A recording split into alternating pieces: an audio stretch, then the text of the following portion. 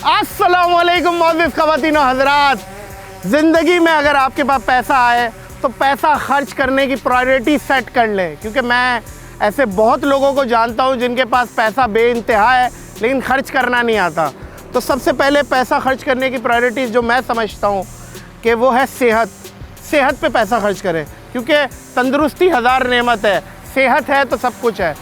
दूसरे नंबर पे मैं समझता हूं अगर आपके पास पैसा है तो सवारी सबसे इम्पोर्टेंट है। तो welcome to my cars collection.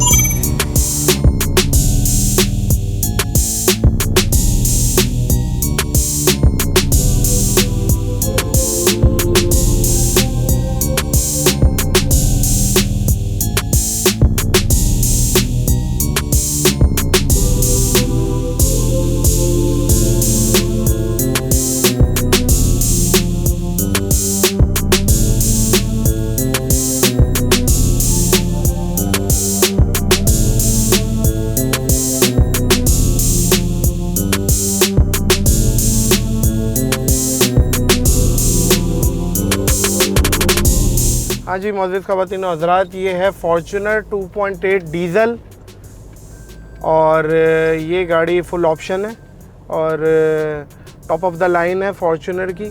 असल में मैं एसयूवी हमेशा से ख्वाहिश थी लेने की कि एसयूवी मैं लूँ 7 सीटर। असल में वो टीम के हिसाब से भी और ऑफ रोडिंग के हिसाब से, क्योंकि नॉर्दर्न एरियाज़ पे जाना होता है तो वहाँ पे कोई और गाड़ी चलती नहीं है, कार तो नहीं चलती वहाँ। इस तरह की रफ़ एंड टफ़ चीज़ चाहिए थी, तो ये मैंने 2019 की एंड में ली थी और ये पोस्ट भी बड़ी वायरल हुई थी, याद होगा आपको, फटी बनियान से टोयोटा फॉर्च्यूनर तक का सफ़र।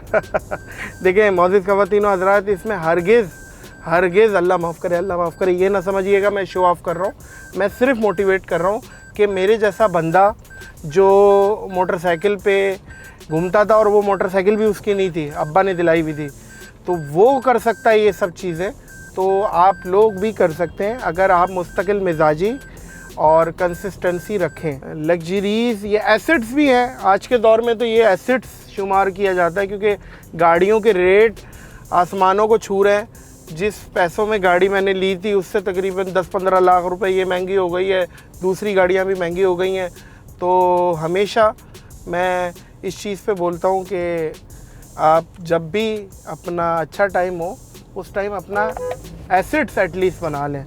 अच्छा, एक चीज़ और हमेशा याद रखिएगा, जब भी आप लोग पहली गाड़ी लें और आप लोगों के पास अगर अच्छी गाड़ी लेने का बजट है तो कार पे नहीं जाइएगा। मर्सिडीज़, ऑडी, BMW इस तरह की के एक कार, और नो डाउट उनकी अपनी एक क्लास है, लेकिन मैं समझता हूँ 4x4 और आपको जो रफ़ एंड टफ़ और बंदों की कैपेसिटी भी ज़्यादा है और एक उसका एक्सटीरियर इंटीरियर लुक और एक मतलब लाइक एक भरम जिसे हम कहते हैं ना, वो भी भरपूर है। तो हमेशा पहली गाड़ी आपकी ये होनी चाहिए। दूसरी गाड़ी आपके पास करोला या कोई ऐसी होनी चाहिए जो डेली यूज़ में आप उसे रख सकें, कोई सौदा सर्फ लेने के लिए जिसे हम आम ज़बान में कहते हैं ना, उसके यूज़ में फिर दूसरी गाड़ी वो होनी चाहिए। तीसरी गाड़ी फिर जो आपको शौक़ है वो रखें, मर्सिडीज़ रखें, ऑडी रखें, आप लैम्बोर्गिनी रखें, फरारी रखें। तो ये एक तरतीब है, तो इस तरतीब पे अगर आप फॉलो करेंगे तो मैं समझता हूँ कि ये अच्छी रहेगी। चलें अब दूसरी गाड़ी का मैं आपको रिव्यू देता हूँ, उसके हवाले से मैं बात करता हूँ।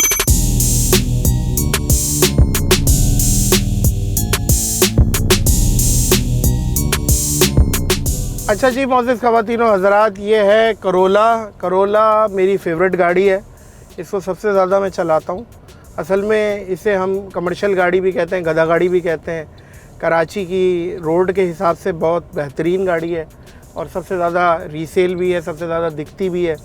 तो ये गाड़ी इस वजह से मेरी फेवरेट गाड़ी है। और दूसरी चीज़ ये है कि अल्लाह आपका भला करे, इसके जो मैकेनिक और दूसरी जी जो इसके पार्ट्स हैं ना, वो गली के कोने से भी मिल जाते हैं। और एक देसी सोच है, जैसे एक आम आदमी सोचता है गाड़ी लेते हुए, तो वही चीज़ ज़ाहिर है हम भी सोचते हैं। तो इसको बल्कि एक दफ़ा मौलाना तारिक जमील के घर फैसलाबाद हम लोग सारे 7.5 बंदे हम लोग गए जिसमें रिजवान भी था, इस वजह से 7:30 बोल रहा हूँ। मौलाना के अंदर में घर में इंटर हुआ, मौलाना मिले हमसे। मौलाना मुझे बोल रहे हैं कि कैसे आए हो, प्राडो पे आए हो? मैं कहा नहीं मौलाना, करोला पे आए। फिर मौलाना ने जब बंदे गिने, मौलाना ने कहा ये करोला वाले तो बंदे ही नहीं है। मैंने कहा बस हम एडजस्ट होके आए। रिजवान को नीचे लिटा दिया था, हम 3-4 पीछे बैठ गए थे, एक आगे बैठ गया था, एक यहाँ बैठ गया था। तो इस तरीके से हमने सफ़र किया। और ये 2019 में मैंने ब्रांड न्यू ली थी और तकरीबन इसे मैंने कोई 50-1000 किलोमीटर चला चुका हूँ अभी तक। बाकी मैं एक बात समझता हूँ, ये जो गाड़ियाँ हैं, करोला हो गई, सिविक हो गई या दूसरी गाड़ियाँ हैं, तो इन्हें अल्लाह आपका भला करे 2 साल बाद चला के 2-3 साल बाद आप बेच के पैसे डाल के नई ले लें, तो आपके जो अगर नई गाड़ी का आपको चलाने का पैशन है जिसे कहते हैं, वो बरकरार रहेगा। क्योंकि नई गाड़ी मैं कोशिश करता हूँ जब भी गाड़ियाँ जो भी हों अपडेट हों, नई हों, और मतलब उसकी बात ही कुछ और है। जाहिर है मैकेनिक का मुंह ना देखना पड़े, गाड़ी ऐसी हो, ऐसी गाड़ी ना हो कि 5 दिन आप चला रहे हो, 2 दिन वो आपको चला रही है, ऐसी गाड़ी ना हो। तो हमेशा मैं बोलता हूँ कि गाड़ी पे इंसान अपनी ज़्यादातर जो कमाई है वो गाड़ी को अपडेट करने में लगाए। अच्छी बात है, क्योंकि मर्द हजरात की सवारी में ज़्यादा टाइम उनका गुज़रता है। तो ये एक टोयोटा करोला की बात थी। अब मैं आपसे बात करूँगा BRV पे।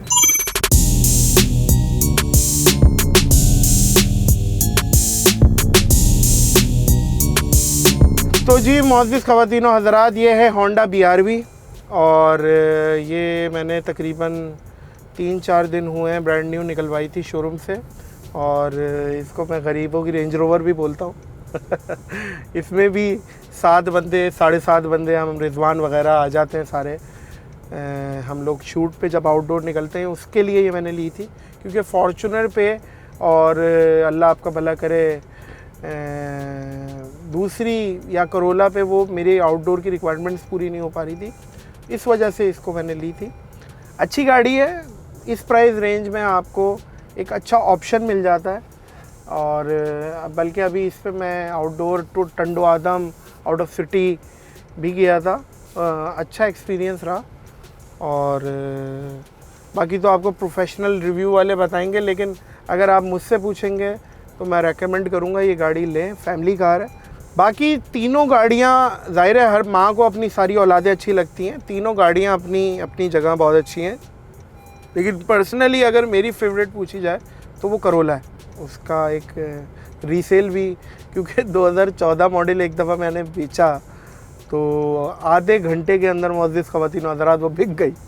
तो ये एक उसकी एक वैल्यू है करोला की।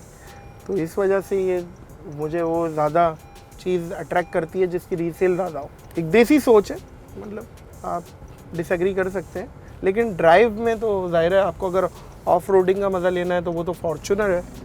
और होंडा BRV को भी मैंने सोचा है कि इसको एक ट्राई करेंगे, इसको कलाम वगैरह सवात वगैरह लेके जाएंगे, देखते हैं कि क्या होता है।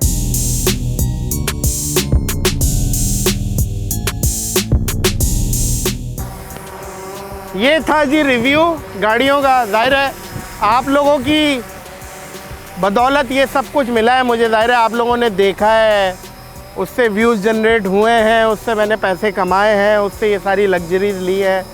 मकसद दिखाना, शो ऑफ करना नहीं है, मकसद मोटिवेट करना है। क्योंकि मैं ये चीज़ें अपनी फैमिली से तो शेयर करता हूँ, ये चीज़ें आप लोगों से भी शेयर करना बनता है, क्योंकि आप भी तो मेरी यूट्यूब की फैमिली है ना। तो उम्मीद करता हूँ कि ये एपिसोड आपको पसंद आया होगा। अपना और अपने सराउंडिंग में लोगों का ख्याल रखिएगा। मुझे दीजिए इजाज़त। अस्सलाम वालेकुम।